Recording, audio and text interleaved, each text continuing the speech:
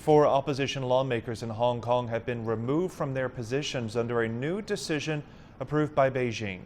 The National People's Congress Standing Committee, the country's top lawmaking body, ruled that the Hong Kong regional government has the power to directly disqualify lawmakers without going through the courts. The decision requires politicians to swear allegiance to the Hong Kong Special Administrative Region and punishes those accused of committing acts that endanger national security. Chinese officials defended the move, saying it provides a legal basis for regulating the qualification of lawmakers. The four lawmakers had already been barred from running for re-election, and Hong Kong's 19 opposition politicians earlier threatened mass resignation if any of them were unseated from the Legislative Council. So for more on this, let's get over live to our reporter Ju Dan, who joins us from Hong Kong. So Ju Dan, the chief executive, CARRIE Lam, just held a news conference. What'd she say about this? Well, Chief Executive CARRIE Lam held a press conference asked by the reporters about the legal basis for the move.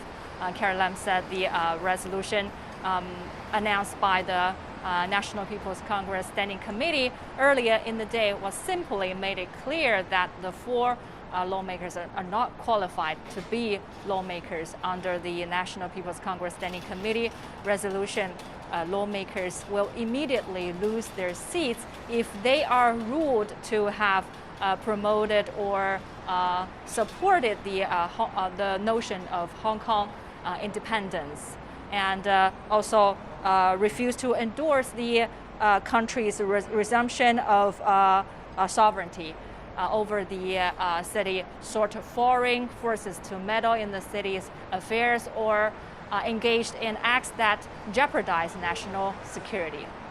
So obviously, Ju Dan, this move sparking anger and controversy. The opposition lawmakers have been threatening to resign en masse. So how would that impact the operation of the Legislative Council? Well, other opposition politicians have threatened to resign. I asked CARRIE Lam in the presser. There is a view that if the opposition resigns, it becomes a rubber stamp parliament. Take a listen first. I wouldn't say that for members remaining in the Legislative Council, we will have a rubber stamp Legislative Council. Each member of a Legislative Council has to account for his or her actions to the constituents, to their voters. And there are many occasions that even amongst the so-called pro-establishment members, that our proposals did not get through, either because they said that it was not good enough, or they said that this was not welcomed by members in their respective constituents. So I clearly will say that it is unfair to the pro-establishment members that once the 90 members left the Legislative Council, then they will become a rubber stamp of the Hong Kong SAR government. That certainly would not happen.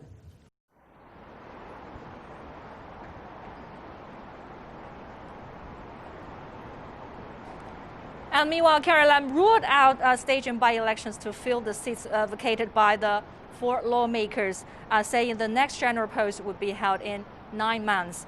Currently, 62 lawmakers sit in the legislature, including 19 from the opposition camp and 2 pro-democracy independents. The pro-establishment camp occupies 41 seats, one short of 2/3 majority. Jonathan. Okay, Ju Dan breaking it down for us there in Hong Kong. Thanks so much for the update.